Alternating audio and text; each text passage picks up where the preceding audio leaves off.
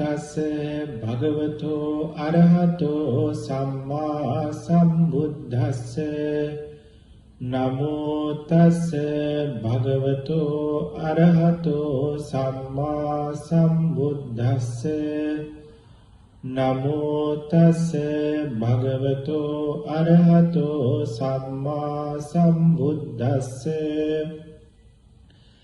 චත්තාරි මානි භික්ඛවේ අරිය සත්‍යානි කතමානි චත්තාරි දුක්ඛං අරිය සත්‍යං දුක්ඛ සමුදයං අරිය සත්‍යං දුක්ඛ නිරෝධං අරිය සත්‍යං දුක්ඛ නිරෝධගාමිනී පටිපදා අරිය සත්‍යන්ති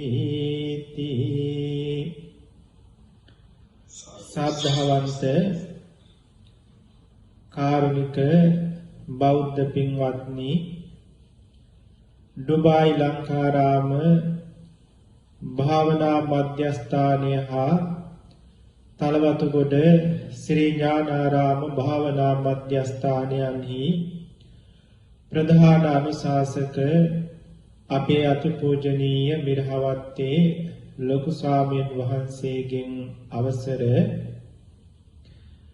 තුන් ලෝකයක් නිවාසන සාලන්නට මේ ලෝකේ පහළ වුණු මහා කාරුණික සම්මා සම්බුදුරජාණන් වහන්සේ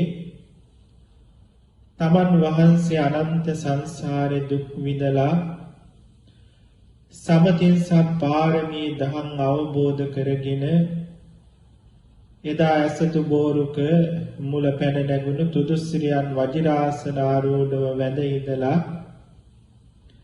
දස බිම්බරක් මාර සෙනඟ පරාජයට පත් කරලා උතුම් චතුරාර්ය සත්‍ය ධර්මය අවබෝධ කරගෙන ලෞතුරා බුදු වෙලා තමන් වහන්සේ අවබෝධ කරගත්තු ඒ සත්‍ය සතර සත්‍ය නාමයෙන්ම ලෝකයට දේශනා කොට වදාළ සූත්‍ර පාඨයක් තමයි මේ මාතෘකාවුනේ.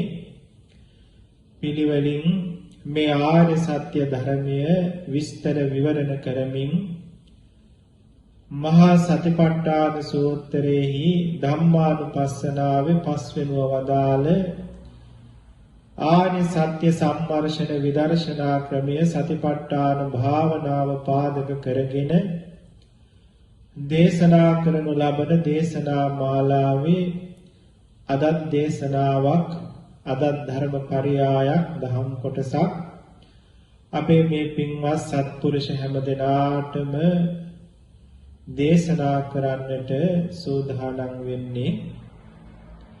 පින්වත්නි, පහුගිය දේශනා කීපය පුරාවට අපි වටිනා දහම් කාරණා කීපයක් මේ උතුම් ආර්ය සත්‍යයට නුවණ බස්සලා මේ ආර්ය සත්‍ය ධර්මය දැන ඉගෙන ගන්නට අවශ්‍ය පරිසරය සකස් කරමින් බොහෝ ධර්ම කාරණාවන් අපේ මනස තුල තැන්පත් කරගත්තා. පසුගිය දේශනාවේදී අවසාන වශයෙන් අපි දැනගත්තා බුදුරජාණන් වහන්සේගේ මේ චතුරාර්ය සත්‍ය ධර්ම දේශනාව පරමාර්ථ ධර්ම දේශනාවක්. ඉතින් ඒ නිසා මේ පරමාර්ථ ධර්ම දේශනාවක් වුණු චතුරාර්ය සත්‍ය ධර්ම දේශනාව තත්ත්ව පරිදි දැන ඉගෙන ගන්නට, තේරුම් ගන්නට සම්මුතිය හා පරමාර්ථය පිළිබඳ යම් දැනුමක් ඇති කරගෙන සම්මුතිය සිදමිද දමලා පරමාර්ථය කියන්නේ මොකක්ද කියන කාරණාව පිළිබඳ යම් වැටහීමක් අපේ චිත්ත සංධාන තුළ තිබිය යුතුයි කියන එක මතක් කරලා පරමාර්ථ ධර්ම ස්වરૂපයේ පිළිබඳව යම් කරුණු කීපයක් අපි ඊයේ දිනේදී සාකච්ඡා කළා, දැන ඉගෙන ගත්තා. පින්වත්නි, යම් කිසි දෙයක් ලැබුණාම ඒ දේ හැදිලා තියෙන මූල ද්‍රව්‍ය තමයි මූලය තමයි පරමාර්ථය වෙන්නේ. මූලය විකෘති වෙලා හැදිලා තියෙන විකෘති ආර්ථය ලෝකේ ඇත්තටම නැති සම්මුතියක් කියන එක අපි ඉගෙන ගත්තා. ඉතින් යමක් සම්මුතියක්ද පරමාර්ථයක්ද කියලා දැනගන්න නම් ඒ වස්තුව අපි හොඳට සිහි නුවණින් යුතුව බෙදලා බලන්න ඕනේ කියන කාරණාව දැනගත්තා. ඉතින් ඒක බෙදෙන හැටි දැනගත්තා. මම අවසන් වශයෙන් ඊයේ මතක් කළේ අපි මොකක් හරි එක දෙයක් අරගෙන ඒක බෙදලා බලන හැටි පිළිබඳව ඊළඟ දවසේ සාකච්ඡා කරමු කියලා. ඉතින් ඒ අනුව අපි දැන් යම්කිසි අපට එදිනදා ජීවිතයේ මුණ ගැහෙන වස්තුවක් අරගෙන ඒක සම්මුතියක්ද පරමාර්ථයක්ද කියලා දැනගන්න නුවණින් බෙදන්නේ කොහොමද කියන එක විග්‍රහ කරලා බලමු. දැන් අපි අපේ ජීවිතේ නිතර පරිහරණය කරන දැනුත් කවුරුත් පරිහරණය කරන දෙයක් තමයි ඇඳුම් කියලා කියන්නේ, වස්ත්‍ර කියලා කියන්නේ. ඒ නිසා අපි වස්ත්‍රයක් අරගෙන නිතරම පරිහරණය කරන හින්දා වස්ත්‍රයක් අරගෙන බලමු මේ වස්ත්‍රය කියන එක ඇත්තටම පරමාර්ථ ධර්මයක්ද එහෙම නැත්නම් මේ වස්තුව මේ වස්ත්‍රය සම්මුතියක්ද මේක කොහොමද අපි හොයාගන්නේ කියන එක ගැන පරීක්ෂා කරලා බලමු. පින්වත්නි යම්කිසි දෙයක් අපට මුණ ගැහුනහම ඒක පරමාර්ථයක්ද සම්මුතියක්ද කියලා බලන්නත් දැනගන්නත් සම්මුතියක් නම් ඒක සිඳබිඳ දමලා පරමාර්ථය මතු කරගන්නත් අපිට තියෙන එකම ක්‍රමය තමයි ඒ දේ බෙදලා බලන එක. බෙදනකොට කාරණා දෙකක් ඔළුවේ තියාගන්න ඕන, නීති දෙකක්. ඒක විශ්ව නීති දෙකක්. ඒක මේ ලෝකේ කිසිම කෙනෙකුට වෙනස් කරන්න බැරි නීති දෙකක්. එයින් පළවෙනි නීතිය තමයි කවදාකවත් දෙක එකක් වෙන්නේ නැහැ කියන නීතිය. දෙවෙනි නීතිය තමයි කවදාකවත් එක දෙකක් වෙන්නේ නැහැ කියන නීතිය. පින්වත්නි මේ ලෝකේ අපට එකක් වාගේ පේන වස්තුවක් කොටස් වලට කඩන්න පුළුවන් නම් වෙන් කරන්න පුළුවන් නම් ඒක මුලපටන්ම එකක් වශයෙන් තිබු නිසා නෙවෙයි අපිට ඒක කඩන්න පුළුවන් උනේ. මුලපටන් මෙවුවා දෙකක් වශයෙන්, තුනක් වශයෙන්, හතරක් වශයෙන් වෙන්වෙන්වම තිබු නිසා. නමුත් ඒවා එකට ළඟට ඇලිලා තිබු නිසා එකක් වාගේ පෙනුණා. මෙහෙම එකට ළඟට ඇලිලා තිබ්බා කියලා, ලං වෙලා තිබ්බා කියලා කවදාවත් දෙක තුන එකක් බවට පත් වෙන්නේ නැහැ. ඒව ඇලිලා තියෙන දෙකක්, ඇලිලා තියෙන තුනක්ම තමයි. ඉතින් මේ අනුව අපට මේ විශ්ව ලෝකයේ දිහා බලනකොට තේරුම් ගන්න ඕන දෙයක් තමයි පරීක්ෂා කළොත් නුවණට තේරෙනවා මේ ලෝකේ කවදාකවත් එකට ඇලිලා තියෙන වස්තු ගොඩක් එකක් වාගේ පේන්න පුළුවන්. එහෙම එකට ලං වෙලා තිබ්බා කියලා, එකට ඇලිලා තිබ්බා කියලා කවදාවත් ඒවා එකක් වෙන්නේ නැහැ. ඒවා එකට ඇලිලා තියෙන ගොඩක්මයි කියන මේ විශ්ව නීතිය සදාකාලිකයි, සදාතනිකයි. ඉතින් ඒ නිසා මේ විශ්ව නීති දෙක මතකනේ. දෙක කවදාකවත් එකක් වෙන්නේ නැහැ, එක කවදාකවත් දෙකක් වෙන්නේ නැහැ කියන මේ නීතිය. මෙන්න මේ නීතිය ඔළුවේ තියාගෙන තමයි අපි පරමාර්ථය හොයන්න යන්න ඕනේ. දැන් අපි අඳුමක් අරගෙන බලමු. සාමාන්‍යයෙන් ලෝකේ අපි කවුරුත් ඇතිසේ සලකන, ඇතිසේ වැටහෙන, ඇතිසේ කතා කරන මේ ඇඳුම පරීක්ෂා කරලා බලමු. දැන් හොඳට ඇඳුම අතට අරගෙන පරීක්ෂා කරලා බලනකොට මේකේ මොනවද තියෙන්නේ කියලා හොයලා බලනකොට එහාට මෙහාට විහිදිලා ගියපු නූල් සමූහයක් තියෙනවා කියලා පේනවා. කාට වුණත් පහසුවෙන් ඒක දැනගන්න පුළුවන්. ඊට පස්සේ දැන් මේ එහාට මෙහාට විහිදිලා ගිහින් තියෙන නූල් ටික දැක්කහම කල්පනා කරන්න ඕන එහෙමනම් වස්ත්‍රය කියලා කියන්නේ මේ නූල්ද කියලා. එහෙම කල්පනා කරනකොට මේ නූල් කවදාවත් වස්ත්‍රය වෙන්න පුළුවන්කමකුත් නැහැ. වස්ත්‍රය කවදාවත් නූල් වෙන්න පුළුවන්කමකුත් නැහැ කියලා වැටහෙනවා. එහෙම වැටහෙන්නේ ඇත්තටම වස්ත්‍රය කියලා දෙයක් තියෙනවා නම් නූල් ටික පැත්තකින් තිබ්බට පස්සේ අපට වස්ත්‍රය කියලා දෙයක් ඉතුරු වෙන්න ඕනේ. නමුත් මේ අපේ අතේ ඇත්තටම තියෙන නූල් ටික විතරක්ම නිසා එහාට මෙහාට ගියපු නූල් ටික විතරක්ම නිසා නූල්ම ඇත්තටම තියෙනවා මිසක මේ තියෙනවා වාගේ මනසට දැනෙන වස්ත්‍රය ඇත්තටම නැති දෙයක්, හිතට පමණක් තියෙනවා වාගේ දැනෙන දෙයක්, බාහිරේ ඇත්තටම තියෙන නූල් ටිකක් කියලා මෙහෙම ටිකක් විමසනකොට වැටහෙනවා. මේක සාමාන්‍ය ඥානයක් තියෙන කෙනෙකුට වුණත් පොඩ්ඩක් විමසලා බැලුවොත් තේරෙනවා කොච්චර ලොකු නුවණක් තිබ්බත් විමසන්නේ නැත්නම් ඔහුට මේ වස්ත්‍රයේම ඇතුවාසීම මනසට නැවත නැවත මතුවෙවි පෙනෙනවා මිසක ඇත්තටම මේ වස්ත්‍රයේ තියෙන නූල් මිස වස්ත්‍රය කියලා අදහස් කරන වචනයෙන් අදහස් කරන දේ ඇත්තටම නැහැ කියන කාරණාව විමසනකොට තේරෙනවා. දැන් මෙහෙම විමසුවාට පස්සේ වැටහුණාට පස්සේ මේ නූල් සමූහයේ පෙනෙන ආකාර මාත්‍රයක් මිසක වස්ත්‍රය කියලා ඒකාන්තයෙන්ම දෙයක් නැති බව තමන්ට හොඳට තේරෙනවා. එහෙම තේරුණාට පස්සේ නූල් පමණක් ඇති බව වැටහුණාට පස්සේ ඒකෙන් එක නූලක් අරගෙන බලනවා මේ නූලේ මොනවද තියෙන්නේ කියලා. මෙහෙම එක නූලක් අරගෙන විමසලා බලනකොට මේ නූලේ පුංචි පුංචි කඹු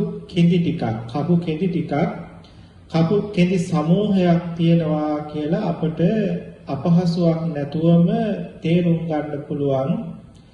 මෙහෙම කපු කෙඳි මේ නූලේ තියෙන බව දැක්කහම නූල කියන දේ ඒකාන්තයෙන්ම නැති බවත් මේ කපු කෙඳි පමණක්ම ඇති බවත් කපු කෙඳි වල පිහිටි මාත්‍රය නිසා නූලක් තියෙනවා වාගේ සිතට දැනෙනවා මිසක බාහිරේ ඇත්තටම නූලක් නැහැ කියන කතාව අපට තේරෙනවා වැටහෙනවා. අපහසුයක් නැතුවම මේක විමසුවොත් කෙනෙකුට තේරුම් ගන්න පුළුවන්. පින්වත්නි දැන් අර නීති ටික හොඳට ඔළුවේ තියෙන්න ඕන. කපු කෙඳි ටික මුලපටන්ම වෙන්වෙන්ව කපු කෙඳි ටිකක් කපු කෙඳි ගොඩක්ම තිබ්බු නිසා ඒ මුලපටන්ම වෙන්වෙන්ව තිබ්බු කපු කෙඳි ගොඩක් මිස ඒ ටික එකට ලං වෙලා තද වෙලා හැදුණු නූල කියන එක ඒ කාන්තේම්ම මේ විශ්වයේ තියෙන්න බැරි බව දැන් අර නීතිය අනුව තේරුම් ගන්න පුළුවන්. ඇත්තටම තිබ්බේ නූල් කෙඳි ටික එකට තද වෙලා තිබ්බට ඒක කවදාවත් එකක් වෙන්නේ නැහැ. ඒ කියන්නේ එක නූලක් බවට පත් වෙන්නේ නැහැ. ලං වෙලා තියෙන කපු කෙඳි ටිකක්ම විතරයි. ඉතින් මේ නීතිය අනුව අපට දැන් තේරෙනවා නූල් ටික ගත්තත් එහෙමයි ලං වෙලා තියෙන නූල් ගොඩක් මිස ඒ ලං වෙලා තියෙන නූල් ගොඩ කවදාවත් එකක් වෙන්නේ නැහැ. එක වස්ත්‍රයක් වෙන්නේ නැහැ. ලං වෙලා තියෙන නූල් ගොඩක්ම විතරයි කියන මේ නීතිය. පින්වත්නි දැන් එතකොට දැන් අපට තේරුණා මේ වස්ත්‍රය කියන එක ඇත්තටම මේ ලෝකේ නැති දෙයක්, සම්මුතියක්, හිතට විතරක් පේන දෙයක්, දැනෙන දෙයක්. ඒ වගේම නූල ගත්තහම නූලත් හිතට පේන, හිතට දැනෙන දෙයක්. ඇත්තටම තියෙන්නේ කපු කෙඳි කියලා අපට තේරුණා. දැන් පින්වත්නි කපු කෙන්දක් අරගෙන ඒක මොකක්ද තියෙන්නේ කියලා ඊළඟට විමසන්න ඕනේ. අපි දන්නවා මේ කපු කෙන්ද අපට පුංචි පුංචි කෑලි වලට කඩන්න පුළුවන්, වෙන් කරන්න පුළුවන්. ඉතින් පුංචි සියුම් ආයුධයක් අරගෙන මේ කපු කෙන්ද වීදුරුවක් උඩ තියලා පුංචි පුංචි කෑලි වලට කපාගෙන බලන්න. එතකොට පුංචි පුංචි අංශු ගොඩක්, කුඩු ගොඩක් අපට මුණ ගැහෙනවා. මුලපටන්ම මේ කුඩු ටික කපු කෙන්දේ හැඩයට ලං වෙලා, තද වෙලා, ඇලිලා තිබ්බා මිසක ඒ ගොඩ කවදාවත් එකක් උනේ නැහැ. එක කපු කෙන්දක් බවට පත් උනේ නැහැ කියන එක ඊළඟට අපහසුයක් නැතුව අපට තේරුම් ගන්න පුළුවන්. එහෙමනම් මේ කපු කෙන්ද කියන එකත් ඒකාන්තයෙන්ම මේ ලෝකයේ ඇත්තටම නැතිව අර පුංචි පුංචි කපු අංශු ටික මේ කපු කෙන්දක හැඩයට ලං වෙලා තද වෙලා ඇලිලා තිබු නිසාම එක කපු කෙන්දක් පෙවුනට මේ එක කියන එක ඇත්තටම තියෙන දෙයක් නෙවෙයි. අර කපු කෙඳි ටික එහෙම නැත්නම් අර කපු අංශු ටික කවදාවත් එකක් වෙන්නේ නැහැ. එක කපු කෙන්දක් වෙන්නේ නැහැ කියන එක කල්පනා කරනකොට පින්වත්නි තේරෙනවා. දැන් මේ දේවල් අපි කල්පනා කරන්න ඕනේ, මානසිකාර කරන්න ඕනේ. මානසිකාර කළාම තමයි මේවා තේරෙන්නේ. අනේ මේ වස්ත්‍රය කියන්නේ හිතට දැනුණු මායාවක් නේද? නූල් ටික කියලා කියන්නේ හිතට දැනුණු මායාවක් නේද? අතුවාසේම වැටහුණු මේ කපු කෙන්දත් මගේ සිතට දැනුණු මායාවක්ම නේද?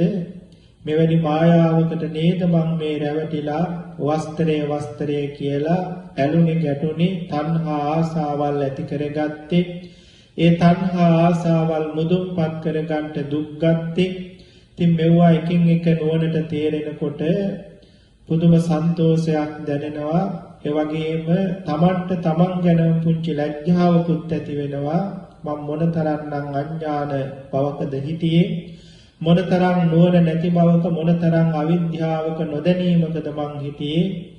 මේ ලෝකයේ ඇත්තටම තියෙන මේ සත්‍ය ධර්මය මේසා පැහැදිලිව මට මතු කරලා දකින්න පුළුවන්කම තියෙද්දි මම මගේ හිතට මැවුණු මායාවක රැවටිලා මොනතරම් දුක් විඳද, මොනතරම් අකුසල් දහම් සිද්ධ කරගත්තද කියන එක ඉබේටමයි හිතට වැටහෙන්නේ. මෙහෙම විමසලා මෙවුවා තේරුම් බේරුම් කරගන්නකොට ඊළඟට අපට අර හම්බුණු පුංචිම කපු අංශු, අර කපු කෙන්දත් කෑලි වලට කපලා හම්බුණු පුංචිම කපු අංශුව අරගෙන අන්වීක්ෂයක් හරි අරගෙන ඊළඟට විමසලා බැලුවොත් ඇත්තටම මේ කපු අංශුව තියනවද කියලා අන්වීක්ෂකින් බලනකොට සමහර වෙලාවට ඒකෙන් ලොකු කරලා පෙන්වන්න පුළුවන් ප්‍රමාණයේ දේවල් ඔබට පුංචි කුඩා දේවල් පේන්න පුළුවන්. නමුත් ලෞතුරා බුදුරජාණන් වහන්සේ අපට පෙන්වුවා මේ ඇසට පේන තරම් ද්‍රව්‍යයක් නිර්මාණය වෙන්නේ රූප කලාප කියන මේ ලෝකේ තියෙන කුඩාම අංශු ලක්ෂ කෝටි ගාණක් එකට බැදී සිටින නිසා කියලා. එතකොට මේ කපු කෙන්දේ තියෙන ඊටාම කුඩාම ද්‍රව්‍ය තමයි රූප කලාපය. ඒ රූප කලාපයත් ඇත්තටම පින්වත්නි එක වස්තුවක් නෙවෙයි. ඒකෙත් පඨවි ධාතුව, ආපෝ ධාතුව, තේජෝ ධාතුව, ධාතු කියලා කියන්නේ ස්වභාවයට, ඝන ස්වභාවය කියන එක තමයි පඨවි ධාතුව කියන එකේ තේරුම. මේ ධාතු කියපුවාම පුංචි අංශුවක් කියලා හිතන්න එපා. ධාතුව කියන වචනේ තේරුම තමයි ස්වභාවය කියන එක. එතකොට පඨවි ධාතුව කියන්නේ පඨවි ස්වභාවය කියන එක, කරකස ගතිය, කරකස ස්වභාවයම තමයි පඨවි ධාතුව කියලා කියන්නේ.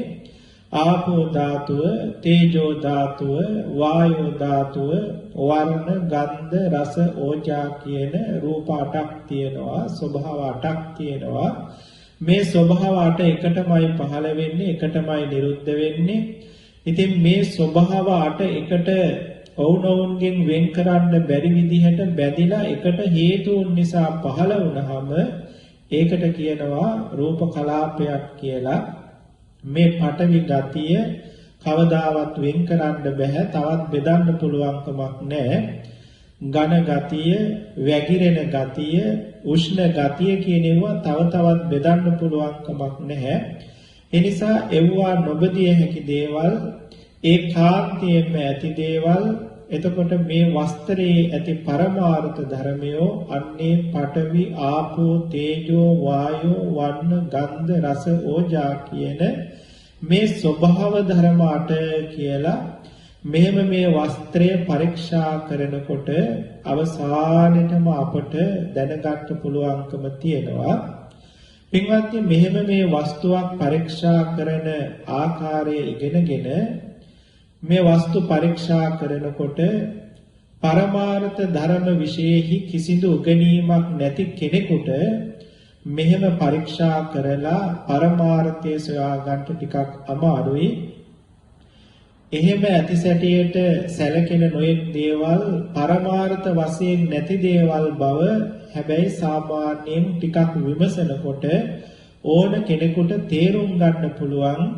ඒ කියන්නේ වස්ත්‍රය කියන එක ඇත්තටම නැති බව මායාවක් බව නූල් ටික දකිනකොට තේරුම් ගන්න හැකි. නූල් ටික ඇත්තටම නැති බවත් කෙදි සමූහයක් එකට ලං වෙලා තියෙන බවත් මේ නූල කියන්නේ මායාවක් බවත් සිතේ පහළ වුණු සංකල්පයක් බවත් නූල් කෙදි ටික දකිනකොට කෙනෙකුට ලේසියෙන්ම වැටහෙනවා. ඉතින් මේ අනුව තමන්ගේ දැනුම් මට්ටමින් ඥාන මට්ටමින් මේ ලෝකේ අපට මුණ ගැහෙන ගොඩාක් දේවල් ඇත්තටම නැතුව අනිත් වස්තු සමූහ වශයෙන් එකට එකතු වෙලා තද වෙලා කිට්ටු වෙලා තියෙන හින්දා එකක් වශයෙන් පේනවා මිසක ඒ කිසි දෙයක් එකක් නෙවෙයි.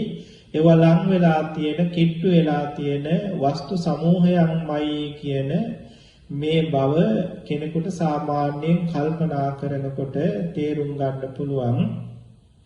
පරමාර්ථ ධර්මයන් ගැන කල්පනා කරන්න විමසන්න පුළුවන් වෙන්න ඉස්සර වෙලාම මේ පරමාර්ථ ධර්මයන් ගැන සාමාන්‍ය හරි ඉගෙනීමක් යම්කිසි ගුරුවරයෙක් ඇසුරු කරලා ලබා ගන්න ඕනේ.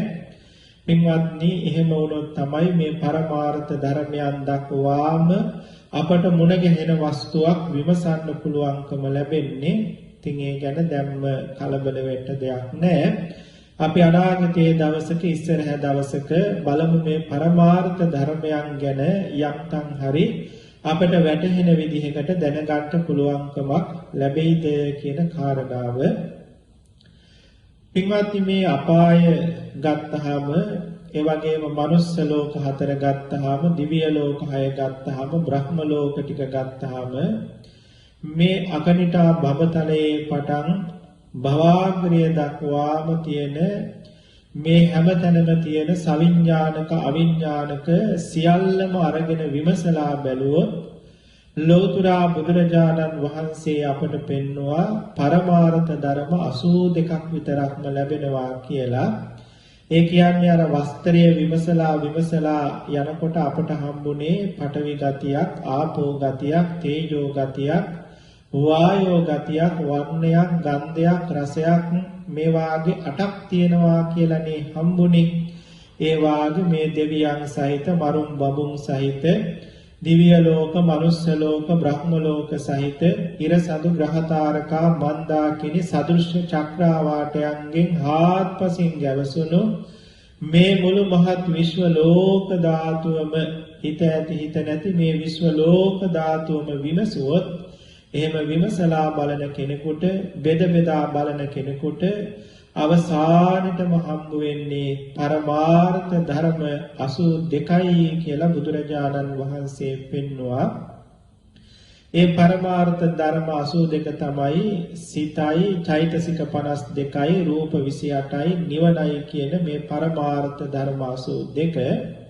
මේ පරමාර්ථ ධර්ම 82 හැර මේ ලෝකේ කිසිවක් පින්වත්නි ඇත්තේ නැහැ. ඇත්තටම නුවණින් විමසුවොත් මේ ධර්ම 82 විතරයි හම්බ වෙන්නේ. එයින් එහා කිසිම දෙයක් හම්බ වෙන්නේ නැහැ.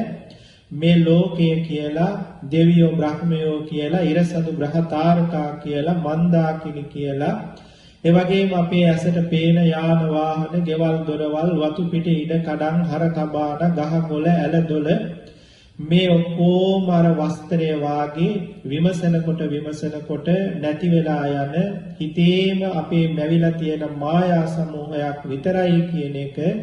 ඒ ලෝකේ ඇත්තටම තියෙන්නේ මේ සතර පරමාර්ථ ධර්ම. එහෙම නැත්නම් මේ 82ක් වුණු පරමාර්ථ ධර්ම ටික විතරයි කියන එක නුවණින් විමසනකොට තේරෙනවා. එහෙම විමසපු කෙනෙකුට තමයි මේ ලෝකේ අපේ සිතේම මැවිලා තියෙන දෙයක් බව, මේ ලෝකයේ තියෙන නිස්සාර හිස් බව, ශුන්‍ය බව හදවතට දැනෙන්නේ. එදාට තමයි මේ හිතේ සකස් කරගත්තු ලෝකය හිතෙන් අතහැර දාලා ලෝකයෙන් නිදහස් වෙන්නේ.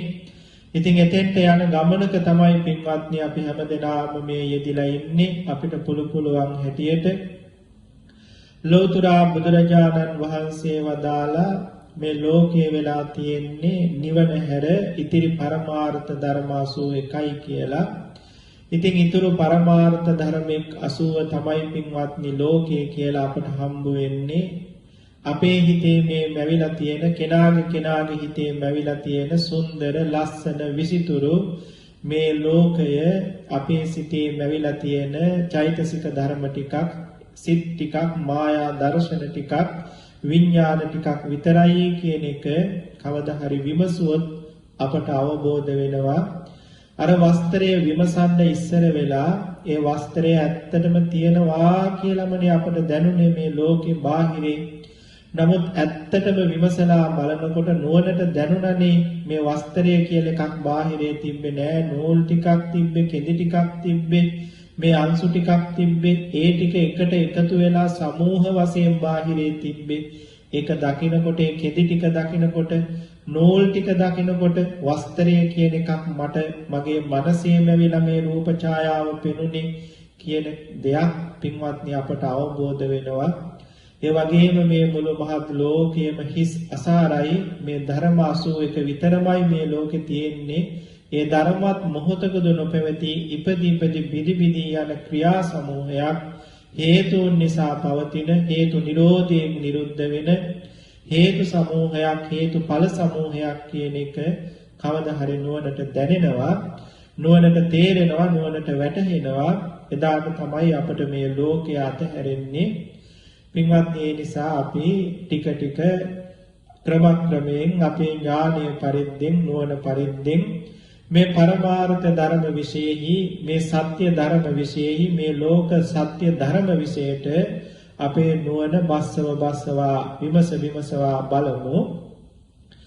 ලෝතර සම්මා සම්බුදුරජාණන් වහන්සේ වදාළ පරිදි මේ හිතේ මැවෙන ප්‍රඥාප්තිය නිසා මේ රූප නිමිති නිසා මේ රූප නිමිති වලින් පරමාර්ථ ධර්මියෝ වැහිලා තියෙනවා. මේ 80 ධර්මියෝ අපට එහෙම පේන්නේ නැහැ. මේ අපේ හිතේ මැවිලා තියෙන රූප නිමිති සිඳ බිඳ දමලා නැවත නුවණින් විමසා ප්‍රඥාප්තිය නුවණින් සිඳ බිඳ දාලා බලන කෙනෙකුට තමයි කවදා හරි මේ පරමාර්ථ ධර්මයෝ වැටහෙන්න පටන් ගන්නෙ. පින්වත්නි, මේ 82ක් වුණු පරමාර්ථ ධර්ම සොයා ගන්නට ධර්ම විශේෂෙහි ගොඩාක් ගැඹුරට යන්න ඕනේ. ධර්ම විශේෂෙහි ගොඩාක් ගැඹුරට බහින්න ඕනේ. මේ පරමාර්ථ ධර්ම 82 සොයාගත්තා කියන පමණින්ම අපි මේ ඉගෙන ගන්නට යන චතුරාර්ය සත්‍ය ධර්මය දැනගත්තා නම් වෙන්නේ නැහැ. ඒ චතුරාර්ය සත්‍ය ධර්ම දැනගන්නට පරමාර්ථ ධර්ම විශේෂයේ තවත් ගැඹුරටම අපි බහින්න ඕනේ, යන්න ඕනේ. එතකොට තමයි අපට මේ චතුරාර්ය සත්‍ය ධර්ම අහුවෙන්නේ. මොකද පින්වත්නි, පරමාර්ථ ධර්ම සමහර අවස්ථාවක මේ චතුරාර්ය සත්‍ය ධර්මයට ඇවිල්ලා අසත්‍ය වෙනවා. මේ චතුරාර්ය සත්‍ය ධර්මයේ තමයි පින්වත්නි මේ ලෝකේ වෙනස් නොවන ඒකාන්තම සත්‍ය ධර්මයේ බවට පත් වෙන්නේ. මෙහෙම කිව්වහම කෙනෙකුට පුංචි හරි සැකයක් ඇති වුණා නම් විමසනකොට ගුරුවරුන්ගෙන් දැනගත්ත හැකි සමහර පරමාර්ථ ධර්මයන් පරමාර්ථ වශයෙන් විද්‍යාමාන දේවල් මේ චතුරාර්ය සත්‍ය ධර්මයට ඇවිල්ලා අසත්‍ය වෙන හැටි, පරමාර්ථ වශයෙන් සැපක් කියලා සලකන දේවල් දුක්ඛාර්ය සත්‍යයට ඇවිල්ලා ඒවා සැප කියන බව අසත්‍ය වෙලා දුකක් බවටමපත් වෙනවා. මෙහෙම සමහර පරමාර්ථ ධර්ම චතුරාර්ය සත්‍ය ධර්මයට ඇවිල්ලා අසත්‍ය වෙන බව කාටත් ධර්මයේ දැන ඉගෙන ගත්තොත් තේරුම් බේරුම් කරගන්න පුළුවන්. අපි ඉදිරියේදී මේ පිළිබඳව සාකච්ඡා කරමු. පින්වත්නි, දැන් අපි බලමු මාතෘකා කරගත්තු අද දේශනාවට මාතෘකා කරගත්තු සූත්‍ර පාඨය පොඩ්ඩක් විමසලා ලෝතර බුදුරජාණන් වහන්සේ දේශනා කොට වදාලා, මහණනි, මේ ලෝකේ චත්තාරි මානි භික්ඛවේ අරිය සත්‍යානි ආරි සත්‍ය 4ක් තියෙනවා. කතමානි චත්තාරි, මොනවද මේ ආර්ය සත්‍ය 4? දුක්ඛං අරිය සත්‍යං, දුක නැමැති ආර්ය සත්‍ය, දුක්ඛාර්ය සත්‍ය. දුක්ඛ සමුදයං අරිය සත්‍යං දුක්ඛ සමුදයාරිය සත්‍ය දුක්ඛ නිරෝධං අරිය සත්‍යං දුක්ඛ නිරෝධාරිය සත්‍ය හා දුක්ඛ නිරෝධගාමිනී පටිපදාාරිය සත්‍යං දුක්ඛ නිරෝධගාමිනී ප්‍රතිපදා ආර්ය සත්‍ය කියලා. එතකොට පින්වත්නි මෙතන කියවුණා දුක ගැන කියවුණා දුක ලැබීමට කාරණය කියවුණා සැපය ගැන කියවුණා සැපය ලැබිය හැකි ක්‍රමය ගැන කියවුණා මේ දුකත් දුකට හේතුවත් සැපයත් සැපයට හේතුවත් කියන මේ කාරණා සතර මිනිසුන්ට තියා දෙවියන්ටවත් බ්‍රහ්මයන්ටවත් තත්වාකාරයෙන් නොදැනෙන හරියට නොතේරෙන මේ විශ්ව ලෝක ධාතුවේහි සැබෑවටම පවතින මහා පුදුම රහස් හතරක් මේ කරුණු හතර දන්නවද කියලා ලෝකයාගෙන් ඇහුවොත් පින්වත්නි වැඩි දෙනෙකුගෙන්ම ලැබෙන පිළිතුර තමයි දන්නවා කියන පිළිතුර. එහෙම පිළිතුරක් ලැබෙන්න හේතුවක් තියෙනවා. කෙනෙකුගෙන් අහුවොත් දුක දන්නවද? දුක ඇති වෙන්නේ ඇයි කියලා දන්නවද? සැප ගැන දන්නවද? සැප ලබන්න පුළුවන් ක්‍රමයක් දන්නවද කියලා. එහෙම අහුවහම මේ ලෝකේ හැමෝම බොහෝ දෙනෙක් ඒකට දෙන පිළිතුර තමයි ඔව් මන් දන්නවා කියලා. එහෙම පිළිතුරක් ලැබෙන්න හේතුව ලෝකයා විසින් මේ කරුණු සතර වැරදි විදිහට අසත්‍ය විදිහට දැනගෙන ඒක එහෙමමයි කියලා දැන සිටින නිසා. පින්වත්නි අසත්‍ය වශයෙන් දැනගෙන සිටීම කියලා කියන්නේ නොදැනීමම තමයි. මේ ලෝකයේහි එක්කෙනෙක් දුකක් කියලා කියන කාරණයක් තව කෙනෙක් සැපයි කියලා කියනවා. තව කෙනෙක් සැපයි කියලා කියන කාරණයක් තව කෙනෙක් දුකයි කියලා කියනවා. එක්කෙනෙක්ම එක්විතාවක සැපයි කියපු කාරණේ තව වෙලාවක යාම දුකයි කියලා කියනවා. වරක දුකයි කියලා කියපු කාරණාවම තවත් වෙලාවක සැපයි කියලා කියනවා. ඒ වගේම කෙනෙක් දුකට හේතුවක් කියලා කියන කාරණාව තව කෙනෙක් ඒක සැපයට හේතුවක් කියනවා. කෙනෙක් සැපයට හේතුවක් කියන කාරණාව තව කෙනෙක් දුකට හේතුවක් කියනවා. එක්කෙනාමත් වෙලාවක දුකට හේතුවක් කියපු දේ වෙලාවක සැපයට හේතුවක් කියනවා. වෙලාවක සැපයට හේතුවක් කියපු එක ආපහු ඒක දුකට හේතුවක් කියලා කියනවා. පින්වත්නි මේ විදිහට සාමාන්‍ය ලෝකයා මේ කරුණු හතර අසත්‍ය ආකාරයෙන් මිසක සත්‍ය ආකාරයෙන් දැනගෙන නැති බව මේ අනුව විමසා බලනකොට අපට තේරුම් බේරුම් කරගන්න පුළුවන්. අපි උදාහරණයක් අරගෙන බලමු ඇත්තද මේ කාරණාව කියලා. සැබවින්ම පින්වත්නි නිකවට අපට තේරෙන විදිහට කල්පනා කරලා බැලුවොත් බලන්න සමහර වෙලාවක කෙනෙක් කියනවා ඔය වයසක උපාසකම්මලා උපාසක මහත්තුරු මේ අපේ කනටත් ඇහිච්ච එකක් නිතර කියනවා අනේ ස්වාමින් වහන්සේ මේ ජීවිතේ නම් මහා දුකක් මේ කසාද ජීවිතේ නම් ආයනම් සංසාරේ අපිට නොලැබෙන්න ඕනේ ඔබ වහන්සේලා වාගේ අපටත් මහාන වෙන්න ලැබෙන්න ඕනේ මේක මහා දුකක් ස්වාමින් වහන්සේ දරුවන්ගේ කරදර මුණුබුරන්ගේ කරදර මේ වගකීම් මේ වගේ කවදාවත් නිදහසක් නැහැ හරි දුකයි කියලා ඔහොම කියනවා මේ කියන්නේ බොරුවට නෙවෙයි ඇත්තටම දුක දැනිලා මේ කතාව කියන්නේ හැබැයි ඔය කියන කසාද ජීවිතේම කසාද නොබැතපු තරුණ කෙනෙකුගෙන් අහලා බැලුවොත් ඔහු කවදාවත් ඔය උපාසකම්මා කියන විදිහට ඔක දුකයි කියලා කියන්නේ නැහැ. එයාට ඒක තරම් මේ ලෝකේ තවත් සැපතක් නැහැ. ඔහුගේ තියෙන සියලු ධනෙ වැය කරලා සියලු වස්තු සම්භාර වැය කරලා ඉගෙනීම පවා අතහැරලා අම්මගෙන් තාත්තගෙන් ලැබෙන්න තියෙන දායාද ටිකට පවා පයින් ගහලා අර කසාද ජීවිතේ හොයාගෙන යන්නේ මේ ලෝකේ ඔහුට ඒහා සැපතක් ඒහා සතුටක් ඒසා වස්තුවක් මේ ලෝකේ ඔහුට තවත් නැහැ කියලා දැනෙන නිසාමයි සමහර වෙලාවට ඔය කියන කසාද ජීවිතයටපත් වෙන්න නොලැබුණු නිසා ජීවිතෙන්වත් වැඩක් නැහැ කියලා තමන්ගේ ජීවිතය පවා නැති කර ගන්නවා. ඒ කියන්නේ ජීවිතයටත් වඩා වටිනවා අර කසාද ජීවිතේ. ඒ නිසා කසාද බඳින්න බැරි වුණොත් Taman කැමති කෙනා නැති වුණොත් ජීවිතේ පවා නැති කර ගන්නවා. ඉතින් අර උපාසකම්මා දුකක් කියලා කියපු මේ කාරණාව එහෙමනම් මේ තව කෙනෙකුට මේසා සැපතක් මේ ලෝකේ සම කරන්න උපමා කරන්න බැරි මේ ලෝකේ ජීවිතයටත් වඩා වටිනා මව්පියන්ටත් වඩා වටිනා Tamanට ලැබෙන සම්පatti දායාද ඉඩකඩම් පවා එපා කියලා යන්න තරම් වටිනා දෙයක් සැපතක් බවට මේ ලෝකයා සලකනවා ඒ වගේම විවහාර කරනවා දැනෙනවා. ඉතින් ඒ අයට ඒක සැපතක් වශයෙන් ඇත්තටම දැනෙනවා. ඒ නිසා තමයි එවැනි කැපකිරීම කරන්නේ. බලන්න ලෝකයා එක වෙලාවක සැපතක් කියපු කාරණාව තව කෙනෙක් මෙහෙම දුකක් කියලා කියනවා. ඒ වගේම ඕකේ හේතු දෙකක් උමමයි.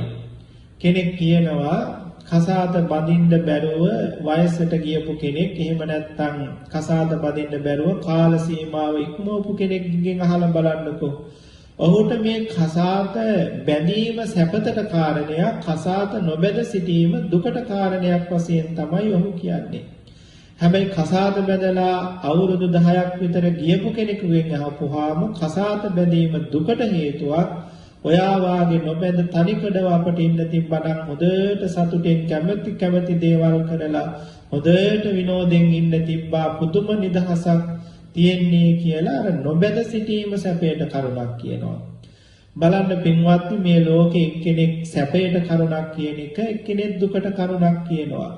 ඉතින් මේකෙන් අපට හොඳට පැහැදිලිව තේරුම් ගන්න පුළුවන් මේ ලෝකයේ මිනිස්සු මේ සැපය කියන දේ දුක කියන දේ වැරදිවට තේරුම් අරන් තියෙන බවත් සැපයට හේතුව කියන දේ දුකට හේතුව කියන දේ පින්වත්නි වැරදියට තේරුම් අරන් තියෙන බවත් අපට දැනගන්න පුළුවන්. දැන් ඒ වගේම තමයි කෙනෙක් වෙලාවක සැපයට හේතුවක් කියපු එක වෙලාවක දුකට හේතුවක් කියන්නේ අර කසාද ජීවිතයේ දුකක් කියලා පසුතැවෙන ආය නොලැබේවා කියලා ප්‍රාර්ථනා කරන වයසක අම්මලා තරුණ කාලේ ඕක සැපයි කියලා තමයි ගත්තේ. ඉතින් එහෙම සැපයි කියලා ගත්තු දේ කලකදී ආපහු දුකක් කියලා කියනවා. සැපට හේතුවක් කියපු දේ කලකදී ආපහු දුකට හේතුවක්ම කියනවා. මෙහෙම ලෝකයා මේක පටලවගෙන තියෙන බවක් තියෙන බව ලෝතුරා බුදුරජාණන් වහන්සේගේ දහමේ අපට මනාව පෙන්වනවා. පින්වත්නි නිකමට හිතලා බලන්න මේ ලෝකෙ මේ දුක පිළිබඳවත් සැප පිළිබඳවත් අපට තියෙන වැරදි වැටහීම මොනතරම් අතහැර ගන්න බැරි තැනට මුල් බැසලා තියෙනවද කියලා. දැන් මේ ලෝකේ අපි වැඩිපුරම කැමති සැප මොනවද කියලා අහුවොත් මේ ලෝකේ තියෙන සැප කොටස් තුනකට බෙදා ගන්න පුළුවන්. පළවෙනි සැප තමයි මෙලව සැප, දෙවෙනි එක තමයි පරලොව සැප, තුන්වෙනි එක තමයි නිවන් සැප.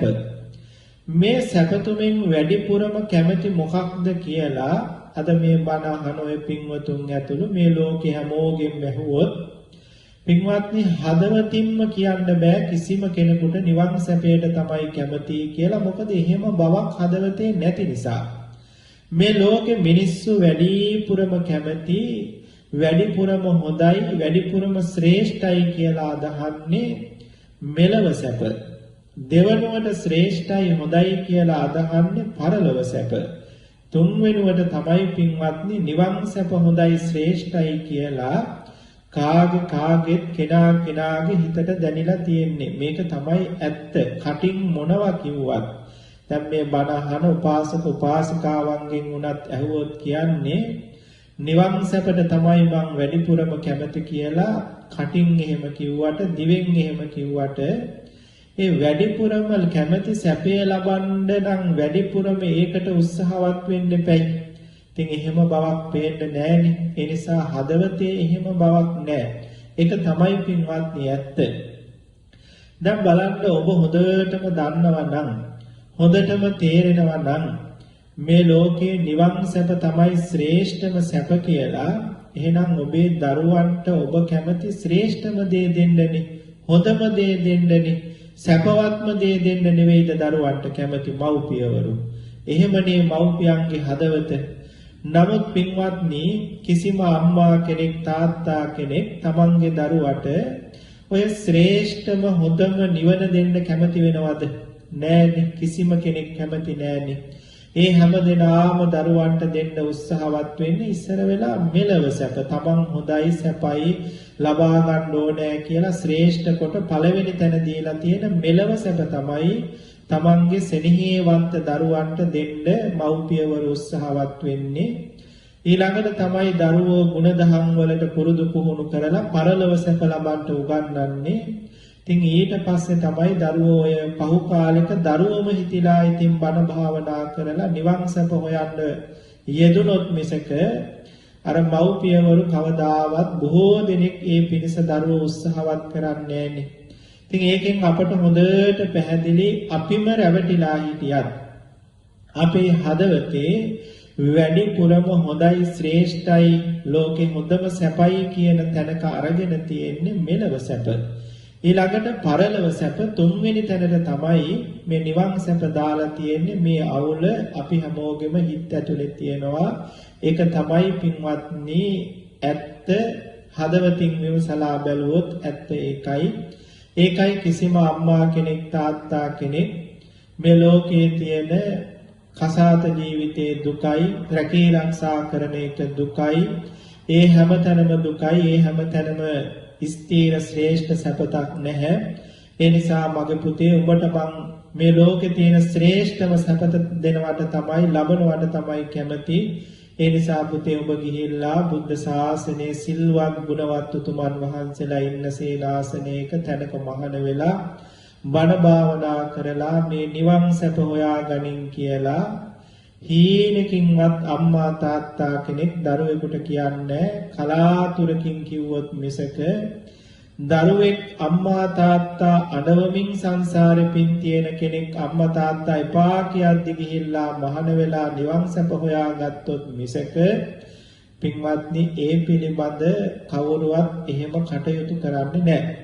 ඉතින් මේක තමයි ලෝකයේ ඇත්ත. අපි අකමැති වුණත් අපේ හිතවල තියෙන ඇත්ත මේක.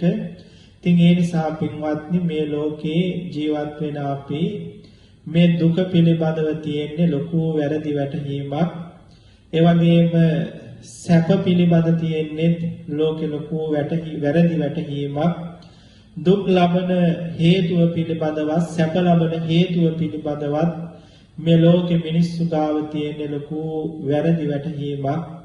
බලන්න පින්වත්නි මේ ලෝකේ අපි මෙලව සැප හොයන්න කියන කාරණාව තුලක් තියෙන මොනතරම් වැරදි වැටහීමක්ද කියලා. මේ ලෝකේ තියෙන මෙලව සැප හොයන්න අපි පුංචි කාලේ හොඳට ඉගෙනගෙන සෙල්ලම්වත් කරන්නේ නැතුව සැපයක්වත් ගන්නෙ නැතුව අපි ළමා කාලේ පවා වැය කරලා හොඳට ඉගෙනගෙන ලෝකේ ලොකු රැකී ආරක්ෂා කරන්න පුළුවන් තැනට අපේ නුවණ හදා ගන්නවා. උපාදි උගත්කම් ඇති කර ගන්නවා. අපි හිතුවට එතන සැපතක් තියනවා කියලා රැකී ආරක්ෂා වලටපත් උනාට පස්සේ තමයි තේරෙන්නේ ඉස්කෝලේ යන කාලේ අම්මා තාත්තා හොයලා දුන්නු එක කාලා පාඩම් කරනකොට මොනතරම් මනසේ නිදහසක් තිබ්බද සැනසෙල්ලක් තිබ්බද සැපයක් තිබ්බද අනේ ඒ සැපය අතහැර දාලා මහා දුකක් නේද මං සැපයක් කියලා අල්ලගත්තේ. අද රැකී ආරක්ෂා කටයුතු කරනකොට මොනසා වගකීමක්ද මොනතරම් මානසික ආතතියක් ඇති වෙනවද මොනතරම් දුකක්ද සැනසෙල්ලක් නිදහසක් නැහැ මේ වගකීම් ගොඩේ එරුණාම ඉතින් ඒක දුකක් බව දැනෙනවා. හොයන සල්ලි වලින් එකට එකතු වෙලා සැපයක් සැනසෙල්ලක් ලබන්න කියලා දෙවන්නේක් හොයා ගන්නවා. ඉතින් ඒ දෙවන්නත් එක්ක එකතු වුණාම සැපයක් සැනසෙල්ලක් ඇති කියලා හිතලා දෙවන්නේක් එක්ක එකතු වෙනවා. ඉතින් එකතු වුණාමත් සැපයක් සැනසෙල්ලක් තියෙනවා. ආස්වාදයක් තියෙනවා. ඉතින් ඒකයි මිනිස්සු මේ ලෝකයකට ඇලිලා ඉන්නේ. නමුත් ටික කාලයක් යනකොට තේරෙනවා එතන නමුදු දුකක මිසක හිතපු තරම් සැපයක් නැති බව. හැම මොහොතකම දෙන්නට hina වෙලා සතුටින් සැනසෙල්ලේ ඉන්න බැරි බව, නිතර ගැටීම් ඇති වෙන බව, හිතපු තරම් සැනසෙල්ල සතුට මනසට ඇති නොවන බව. ඉතින් ඊට පස්සේ තව වෙලාවක තවත් කට්ටියක් පවුලට එකතු කරගන්නවා දරුවෝ කියලා. ඉතින් එයාලා එකතු කරගත්තාම තව තවත් කරදර දුක්ඛම් කටළු වගකීම් වැඩි වෙනවා. ඉතින් අවසානෙටම පුංචි කාලේ ඔය වගකීම් මොකවත් නැතුව සැනසෙල්ල හිටපු එක මතක් වෙලා දරුවන්ගෙනුත් නිදහස් වෙලා වගකීම් වලින් නිදහස් වෙලා රැකී ආරක්ෂා වලින් අයින් වෙලා අවසානයේටම සැදෑ සමයේ සතුටෙන් ඉන්නම් කියලා හිතුවට මැරෙනකම්ම අපට ඒ සතුට හොයාගන්න සැනසෙල්ල හොයාගන්න බෑ. මේ ලෝකේ හැමෝම ඉතින් ඔන්න ඔය විදිහට වැරදි මාර්ගවල සතුට හොයාගෙන ගිහිල්ලා සැපත හොයාගෙන ගිහිල්ලා වැරදුනා කියලා දැනගන්නකොට ආපහු හරි ගස්ස ගන්න කාලයක් නෑ මැරිලා යනවා. මගකදී වැරදුනා කියලා දැනගත්තොත් ආපහු නිවැරදි කරගන්න හොයාගන්නේ තවත් වැරදි මාර්ගයක්. ඉතින් ඒකත් වැරදුනා කියලා දැනගන්නකොට ආයුෂ ඉවරයි. ඉතින් මරණයටපත් වෙනවා.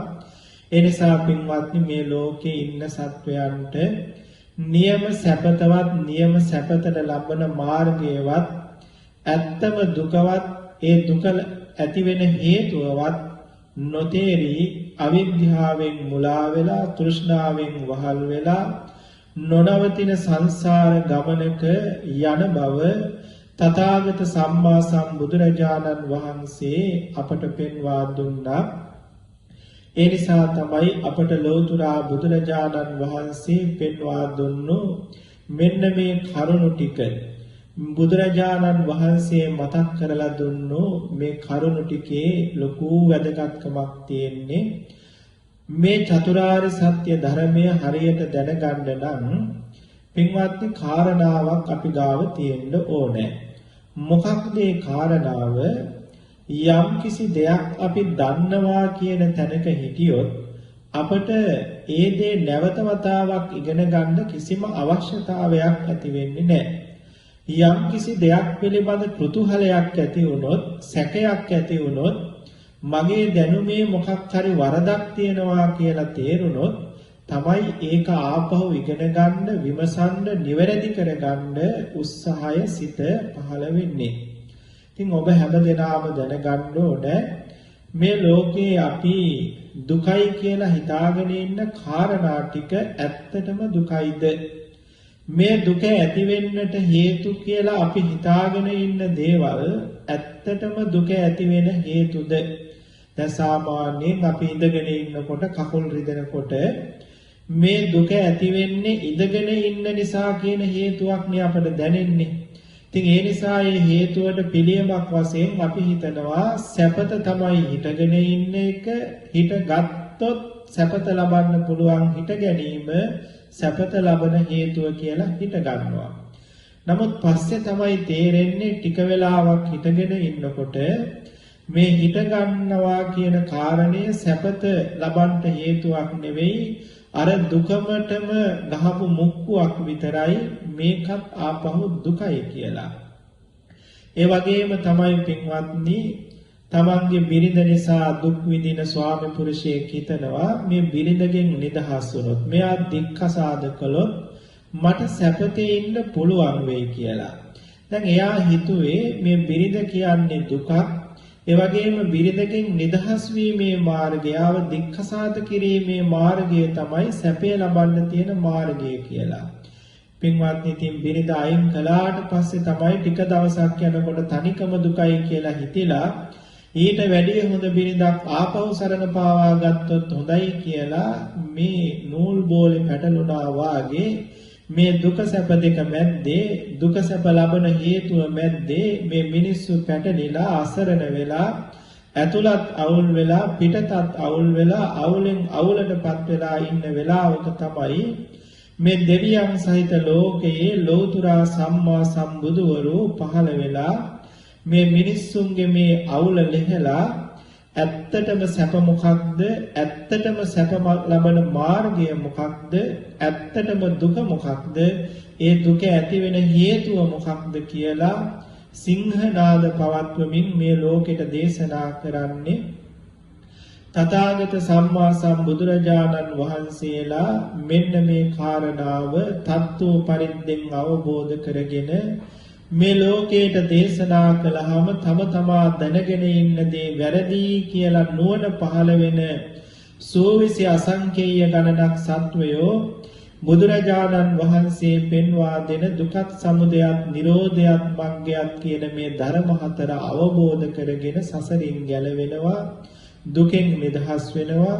ඉතින් ලෝතුරා සම්මා සම්බුදුරජාණන් වහන්සේ මේ ලෝකයා වැරදි විදිහට අසත්‍ය විදිහට දැනගෙන ඉන්න මේ කරුණු හතර සත්‍ය වශයෙන්ම දැනවදාලා ඒ සත්‍ය වශයෙන් මේ කරුණු සියල්ල දැනවදාල බුදුරජාණන් වහන්සේ ඒක සත්‍ය කියන නාමයෙන්ම මේ ලෝකයට දේශනා කොට වදාලා ඒ දේශනා කොට වදාළ සූත්‍ර පාඨය තමයි අද මාතෘකා වශයෙන් ලැබුවේ. චත්තාරි මානි භික්ඛවේ අරිය සත්‍යානි අන්න සත්‍ය නාමයෙන්ම වදාළ මහණනි මේ ලෝකේ ආර්යයන්ට විශේෂ වෙන පුහුදු කෘතුජනයන්ට විශේෂ වෙන දෙයක් නෙවෙයි. ආර්යයන්ට ශ්‍රේෂ්ඨ ගුණ ඇති ආර්ය උතුමන් වහන්සේලාගේ සත්‍ය හතරක් මේ ලෝකේ තියෙනවා. පුහුදුන් ජනතාවගේ සත්‍ය තමයි අර දුක සැප පිළිබඳ පැටලිච්ච සත්‍ය. අසත් විමසන කොට ටික දවසක් යනකොට සත්‍ය ඌදේ අසත්‍ය වෙන සත්‍ය. නමුත් ලෞතර බුදුරජාණන් වහන්සේ වදාළ ආර්යයන් වහන්සේලාගේ වෙනස් නොවන ඒකාන්ත වූ සත්‍ය හතරක් මහණෙනි මේ ලෝකේ තියෙනවා. කතමානි චත්තාරි මොනවද මේ සත්‍ය හතර? දුක කියන ආර්ය සත්‍ය, දුකට හේතුව නම් වූ ආර්ය සත්‍ය, මේ සත්‍ය නාමයෙන් වදාළේ ආර්යයන් වහන්සේලාගේ සත්‍ය කියලා. ඒකට තව විශේෂ නාමයක් දැම්මා. මේ ඇයි කියලා අපි ඉස්සරහට සාකච්ඡා කරනවා, දැන ඉගෙන ගන්නවා. ඒ වගේම දුක කියලා දුක්ඛ නිරෝධ ගාමිනී ප්‍රතිපදාව කියලා මේ ආර්ය සත්‍ය හතරක් බුදුරජාණන් වහන්සේ සත්‍ය නාමයෙන් ලොවට දේශනා කොට වදාලා. පින්වත්නි එහෙමනම් දැන් ඊළඟ දේශනාවේ ඉඳලා අපි හැමදෙනාම මේ ආර්ය සත්‍ය ධර්මයන්ට යන්තම් අපේ නුවණ මෙහෙवला ඉස්සර වෙලා මේ ආර්ය සත්‍ය ධර්ම හතරක් උනේ කොහොමද? මේවට ආර්ය සත්‍ය කියන්නේ ඇයි? මේවට සත්‍ය කියන්නේ ඇයි? මෙහෙම මේ කරුණු දැන ඉගෙනගෙන ඊළඟට අපි පිළිවෙලින් මේ සත්‍ය හතර දැන ඉගෙනගෙන අවසානයේදී මේ සත්‍ය ධර්මයන් විදර්ශනාවට නංවලා ධම්මානුපස්සනා සතිපට්ඨානය වඩලා මේ ලෝකයෙන් ගැලවිලා අරිහත් ඵලසිත උපදවගන්නේ කොහොමද කියන තැනට යනකම් සෝවහං සකදාගාමි අනාගාමි අරිහත් කියන මේ අරිහත් ඵලසිත ඇති වෙලා ඊළඟට ප්‍රත්‍යවේක්ෂා ඥාන පහළ වෙලා මෙහෙම ඵල සමවතට සමවැදීම දක්වාම අපි මේවා සිදු කරගන්නේ කොහොමද? මේ ආර්ය සත්‍ය සම්මර්ෂණයෙන් කියන කාරණා කාල වේලා තිබ්බොත් අවස්ථාව ලැබුණොත් අපි ඉදිරියට සාකච්ඡා කරලා බලමු.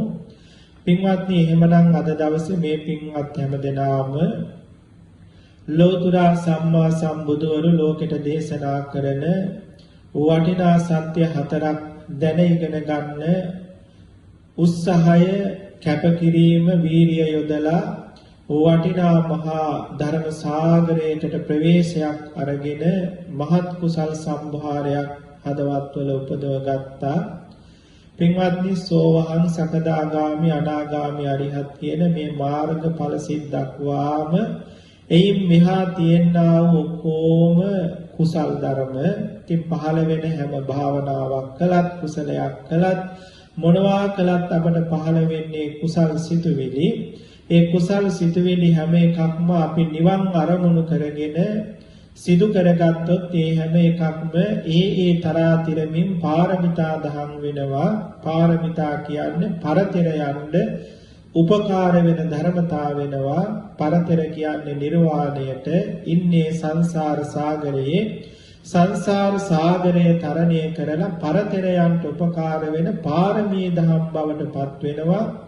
අපි මේ සිදු කරගන්න හැම කුසලයක්ම ඉතින් අද මේ පින්වතුන් මේ බණ පද අහලා හදවතේ උපදවගත්තු හැම කුසල් සිතක්ම පාරමිතාවක් වෙලා පින්වත් ඔබ හැම දිනාටම සසර දුක් ගිනි නිවා උතුම් ආර්ය සත්‍ය ධර්ම අවබෝධයෙන් සාත්‍යමා මහ නිවනටමපත් වෙන්නට ලැබේවා කියලා අපි මෙත් සිතින් ආශිර්වාද කරනවා.